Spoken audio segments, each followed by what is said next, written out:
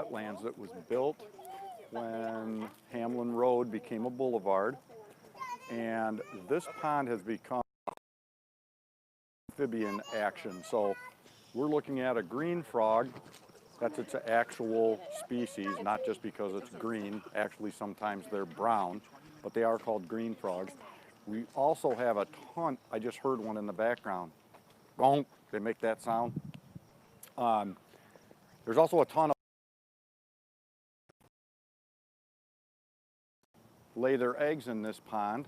So we're going to talk a little bit about that. So this whole show is going to be about amphibians and some of the interesting things about them. And we've got some examples up there at the table that we're going to walk over to, and we're going to see Lauren and Maria, the same team that's been, I think this is our 4th Facebook Live.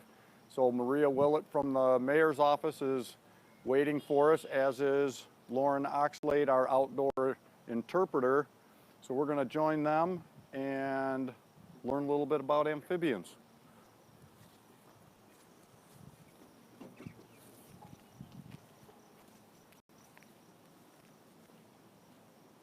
Cool pond though. There's even fish in it. Giant snapping turtles. Lots of painted turtles. A lot of life in and around wetlands. There's Maria and Lauren. Hi guys. Do you tell them about the soft-shell turtle that we found too? When did we find a soft-shell turtle? Last year. The baby, a little one? No, it was huge. It was like a dinner plate. I remember. All right. Do you guys see anything down there? Yeah, we saw a big green frog stuck his head out of the weeds right in front of us, and there was another one on top of the weeds. Awesome. Yeah. You sure it wasn't Bullfrog? I'm not sure actually, because all I could see really? was his head. I couldn't see the back, but it was kind of a funny color. Well, this guy's super cool. We'll start with him. This is an eastern tiger salamander. This is our largest species of land salamander that we have in Michigan. And I said land salamander because we do have another species of salamander that does get bigger than this, but it's strictly aquatic, and that's the mud puppy. You can find those actually in Lake St. Really large. Do you know how big a full-grown one is? A mud puppy? I mean, I've seen them 14 inches? Yeah, I was going to say 15 inches long, so and twice as big as that. Yeah, this one's about 10 inches long. And the mud puppies have external gills, so but similar shape, but they have external gills. These guys are, yeah, really, really cool. His colors actually are kind of dull. They can be quite a bit brighter than this, but this is not a salamander that you would typically find around this area, even though they are native to here. Look at him twitching his tail. He wants you to bite his tail instead of his head because he can regrow his tail. Obviously can't regrow his head. But snakes, there's actually quite a few different types of animals that'll do that. I'm going to put him back in here because they can't get dry for too long. But that tail twitching like that is a defense mechanism. He's trying to get you to bite a part of his body that's expendable because they can regrow a tail. Salamanders are actually really cool. They can regrow legs. They can regrow certain organs. They can obviously regrow their tail. But redbacks do that too. What's that? Redback salamanders do the tail thing. Yep. And it falls off. Snakes do it too. Even snakes that aren't rattlesnakes will wiggle their tail like that to try and get you to. Look at him doing it. It's so cool. Make sure he doesn't get too dry. I know he's not too happy with me holding him. But amphibians, which is everything that did you tell him we're doing all amphibians today? Everything that we're going to share with you guys today. They can't dry out, which is part of why we're in the shade and part of why you'll notice everything is in the water and has to stay damp so that it doesn't dry out. Anything to add about the tiger salamander? Diet? No, but I didn't want to be in the sun and dry out either. Well, so that would happen. Start dripping. These guys, they're carnivores, so they're going to eat worms, crickets, grubs, and the reason that you'll probably never see one is because they don't really come out from under the ground very often. I've seen them, you know, like on a rainy night when it's really warm, they'll come out and they'll travel around, but they pretty much live under dead logs. I've only ever found, I think, 2 in my life, so they're not super common. Some of the other things that we're going to show you are a lot more common, but I thought that he'd be a cool one to start with because people don't get to see him very often. You want to show him? Yeah, so on the flip side, yeah, this is one of our smallest salamander. And we've kind of put a quarter in there for scale. Where's that little? Oh, real quick, don't knock him down yet because I want you guys to see this one.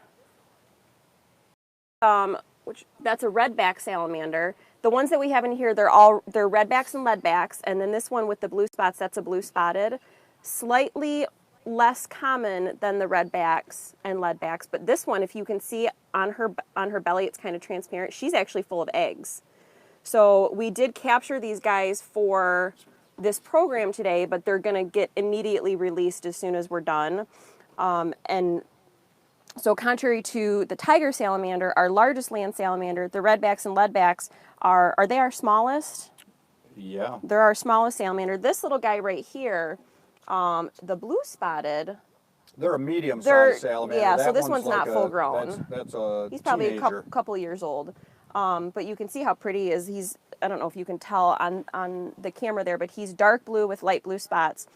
But what's cool about the redbacks and the leadbacks, which is not common by any means with reptiles and amphibians, especially amphibians, is they will actually lay their eggs under a damp log, and they'll actually stay with their eggs and they'll protect them. Which, do you know of any other amphibians that do that? Not really. Most amphibians, and we'll talk more about eggs in a minute, but most amphibians, they lay their eggs, and from there on out, the eggs, the tadpoles, and the young are entirely on their own. So leadbacks and redbacks are cool in the sense that they actually protect their eggs. They're actually the same species, just a different color morph. variation. Yeah. So. But the blue spotted, totally different species. Totally different species. But these two, you can see how bright the redback one, and then it's a redback salamander, but it's called a leadback because it's gray throughout instead of red. If you look here really quick, see how the color change on this redback right here, the different color on his tail. That's likely because he lost that tail and then 100% regrew it. 100%. But this one right here, this little guy, that's a redback. It's just a really young one. And it's red all the way down. Mm-hmm. The other cool thing about these guys is once they're in this form, they live their whole life on land, like in a rotten log, and it has to be moist all the time because they're not in an aquatic environment as adults. And so the other thing is that they actually absorb oxygen through their skin. They don't. That's have why lungs. we don't handle them very much. So that's why I was using my glasses to push them back on there, because their skin is very susceptible to oils or anything that's on your hand. So. We made sure to rinse our hands really well with just water. We don't handle them and just kind of... This guy's a little bit tougher. I use him for programs quite frequently. The cool thing about the redbacks and the leadbacks too is, wouldn't you say they're probably our most common salamander? Yes. Yep. And then second most common would be the blue spotted. All right, so still in the amphibian zone, but a little different. And these, of course, everyone knows what these are. They're super common. This one, if you listen... Oh. I hope everyone can hear that. This is a male. Oh, good call. Hopefully you guys can hear him. We've got him chirping into the microphone. But that little chirp that he's doing right there, that's a release call. When they mate, the males actually grab the females right behind their front legs like that, exactly how I'm holding him. So that's basically him just saying, whoa, whoa, whoa. I'm another male toad and you're wasting your time. Oh. And everything always pees on you. I love it. It's awesome. If you notice the female, she doesn't make any noise. And kind of like with most reptiles and amphibians, the females are larger. Same thing too in the springtime when you... Yeah, it's a fly. Oh, I don't want a fly on me. So when you hear that sound in the springtime, it's kind of a trill, and it kind of goes... That's the male toad calling for a female, and you'll hear it down here by this pond all the time. It's already, that period's already gone, but early in the spring you'll hear that, and that's always the males. This is an American toad. We have two species of toads in Michigan, the American and the Fowler's toad, and they look almost identical. You can barely tell the difference between the two, but the American toad is a lot more common. These are the warts. These are paranoid glands on the back of his head, so they're a little bit different. You don't get warts from toads squirting you, so I'm not too worried about that, and I can always wash my hands afterwards. So these guys... Another cool thing they do, I don't know if you can get a little bit closer, but their eyes actually, and this is true with frogs as well, if you can see their eyes, can go completely inside their head like that, and that's for two different reasons. The stuff that they eat tends to be kind of spiny. They eat a lot of like crickets and things with sharp edges and spiny legs and stuff. So when they grab their food, they close their eyes, and that obviously a lot of animals do that. It helps protect their eyes from being damaged, and also their eyes actually go into the roof of their mouth and helps push their food down. Cool. That's probably my favorite Michigan amphibian. This is probably our most common amphibian. I would say so too. They're everywhere. Most of you have probably seen one. So if we move over here, those are actually toad eggs. So as most of you are probably aware, frogs and toads start as an aquatic egg that hatches into a tadpole or pollywog. These are pretty close to being tadpoles too. If you can see, they're more of like a comma shape. When they're freshly laid, they're a perfect little round dot. And then also, if you can see, the jelly is starting to get kind of, I don't know what word you would use to describe it, but when they first lay them, it's a really firm jelly string, and it's really strong. But as the tadpoles mature and they get ready to hatch out of that jelly, it starts to break down so that it's easier for them to get out. So these are really, really close to being tadpoles. And then how many days to toadlets? Well, it takes about 10 weeks for the whole process. So, till 10 to 12 weeks, which isn't very long to go from an egg to a little baby toad. Mm-hmm. So, and they do come out of the water just a teeny tiny little toadlet. Tiny toad. So back, in probably, what is this? This is June Mid-June. Something or other. So the end of July. There'll be toadlets everywhere. You'll be able to come out and see those little toads, and you have to be careful not to step on them because they're only tiny. Like about this big, and you'll just see them hopping. They look like almost like a little bug. Well, and everything eats them, and that's why things like frogs and toads lay tens of thousands of eggs, because everything eats the eggs, everything eats the toadlets. So the goal is just for them. Eats the tadpoles too. That's why when you walk up to the water's edge, you'll see them.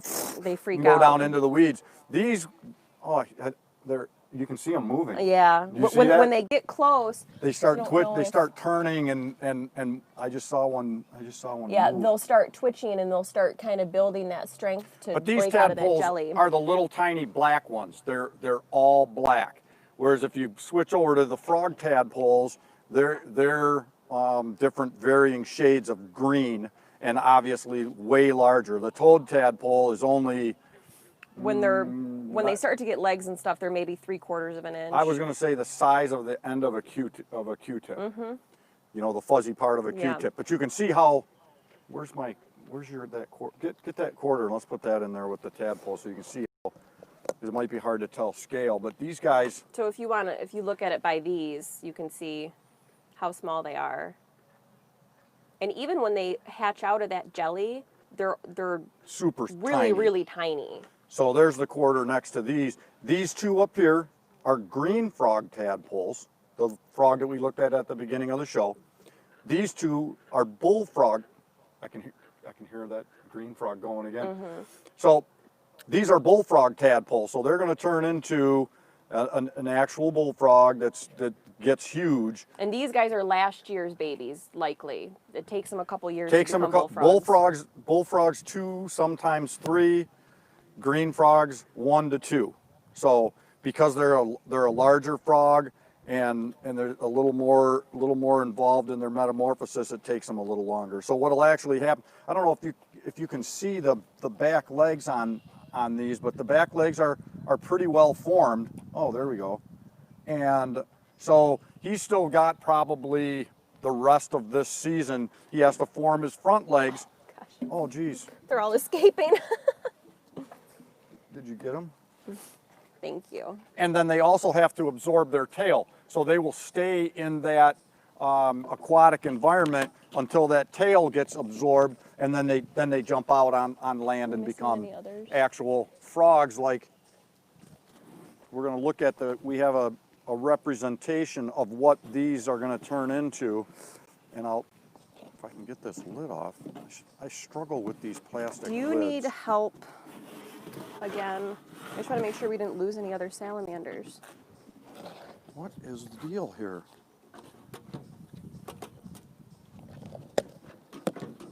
Okay. Got it?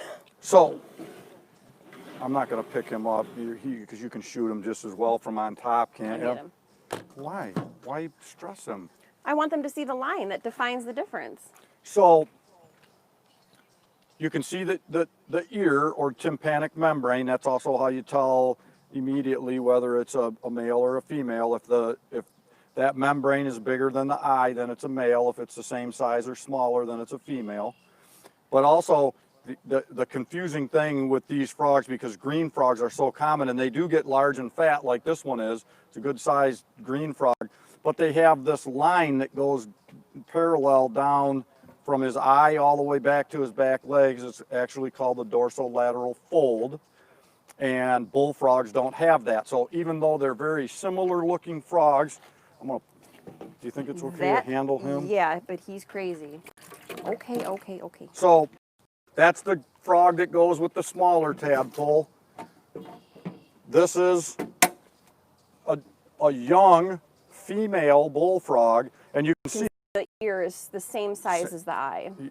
And you can also see that there's no dorsolateral fold coming from the eye to the legs. So completely smooth, kind of a different color green too. He's kind of a bright linier olive green, but super cool frog. This thing is gonna get to be, if it almost Huge. as big as the top of the cage that he's in. I mean, they get to be, as adults, massive frogs. They don't often ever get to that point because everything eats frogs. Lots of things eat frogs. Turtles eat them, birds eat them, big frogs eat little frogs. So they don't often ever get to that point, but I saw one last night that was about this big, and that's the biggest one I've ever seen in my life in the wild. Just a couple other frogs we wanted to show you and talk about just for a second. This is probably it's such a cool other most common frog. This is the gray tree frog, and the cool thing about them, they make a real neat call. It kind of sounds like a woodpecker. Do it. I can't know if I can make it. It kind of goes, ah! That wasn't very good, was it? No. You try. It's more like a... It's like the Well, red-bellied they do a woodpecker. couple different things. One of the calls they do It's is not more a pretty like call. It's a croak. That, Yes, they do. that's a toad call. No, you do the toad. It's louder and sharper. Yeah, different. Okay, whatever. Anyway, Oh boy. you can hear them calling off in the woods, and they make this Just like the bird-like noise call. I made. No, not like that at all. But they change color. That's what we wanted to show you here is they're called a gray tree frog. Most of the time they're in this color, but depending on what their background is, what they're on, if they're on a leaf or a blade of grass or something like that, they'll turn green like that to blend in, and it's kind of... They get darker than this too. They can get really, really dark gray if they're on a dark surface. Cool. They're not very big. They get to be about like that big. So, not huge. Leopard frogs. This is a grassland frog, actually. You find them by water, but they really love tall, wet grass. Field. And these are all, we use this all picture because all the same species of frog, but they come in a lot of different variations. Whereas that's true with green frogs and to a lesser degree bullfrogs. But a lot of frogs will come in different variety. In different variation of color. So even though this one's brown, this one's green with the spots, and these two don't really have very many spots. They're all leopard frogs. Very common frog in certain areas. We don't see them around here so much, but they'll be up on land away quite a distance from water, which is We have another frog in Michigan too that you're probably never going to see, but it's called the pickerel frog, and it looks a lot Same like color. that. Mm-hmm. And then these two are interesting. Woodland frog. It's a woodland frog that'll be in ponds associated with, and usually they're real small ponds, but this is the spring peeper. This is the first frog typically that you hear in the springtime, and it makes a sound that goes like beep, beep, beep, beep, beep, beep, like that. What about the chorus? This is the chorus frog. We put them together because they look kind of similar. They do another kind of a trill. And it sounds kind of like, it's kind of like the sound of you taking your thumb and running it over a comb. So it's kind of... A lot of times because these frogs are about the same size, you will hear them calling at the same time. And the way in the same pond. Yep, and the way the frog and toad mating process works is the little frogs come to the pond first because, like I mentioned earlier, big frogs eat little frogs and little frogs eat little frogs. So you'll get like the peepers and the chorus frogs first, and then it'll move on up to like the American toads, the green frogs, and the gray tree frogs, and then on to the bullfrogs. Okay, well, I hope you Any enjoyed questions? You know, a lot of people that walk by wanted to know how they could, is there an event they can go to? Is there a program they can go to where they can see some of these cool things? So some of these, good question, some of these are permanent residents at the park that we work in, which is Bloomer Park, because we use them repeatedly for the nature education programs that we do, like the tiger salamander, one of the toads, and the bullfrog and the green frog. But other stuff we acquired just for the sake of these programs, and then they get immediately released, like the tiny salamanders. So some of them, when we do... some of them we have at the park, yeah, some of them we're going to go let go they're as soon going to as be this released. ends. So as soon as we're able to go back to, like, we're going to run a camp next week, but as soon as we're able to go back to the nature programs that we were doing last fall before everything happened, we do night hiking campfires, which we try and bring at least 1 or 2 live animals to. But you can follow us on the city's Facebook page, which is City of Rochester Hills Government, or you can visit our page, which is rochesterhills.org/outdoors. You could call us at 248-656-4775. That's our office phone, which we're not at too often, but you can leave a message if you have questions. So hopefully we can resume some level of normalcy in terms of programming here in the next couple months. We also do a reptile roundup. That's a great program. That's in the winter. Where we have a lot of these different animals, Yep. And snakes and lizards as well. So. And we have a friend that in the wintertime. who has a lot of rescue exotics. He runs a rescue out of his house, so he comes and brings big lizards and things like that. And that's usually in January, depending on the museum's availability, because we do it there. So just follow us on Facebook. Keep checking the website for updates on the programs that we're offering. We have another camp for kids In 10 August. to 13, I think, in August.